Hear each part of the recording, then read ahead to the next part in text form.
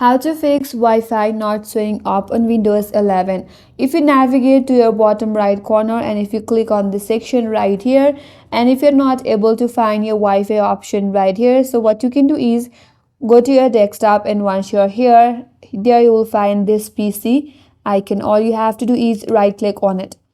And from here, click on show more properties and then click on manage. That's going to open up this pop-up box in your interface, and here on your left hand side there's an option as device manager. Click on it. After you click on it, here in this section you will find the network adapters. Here go to network adapter and then right click on it, then click on scan for hardware changes, and you will find these different adapters right here. So here, if you notice, in some of these adapters you might notice an arrow icon on them.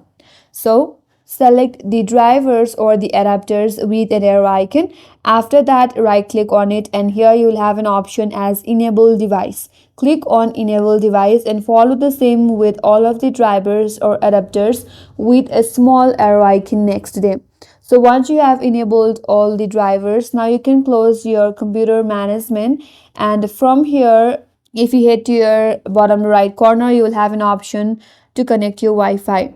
Or else, if you open up settings in your device and then open your network and internet settings, and under this page you will have an option as Wi-Fi. Click on it, and now you can connect to any of the available Wi-Fi right here. So that's how you can fix if you're not able to find the Wi-Fi in your Windows 11. And that's all for today's video.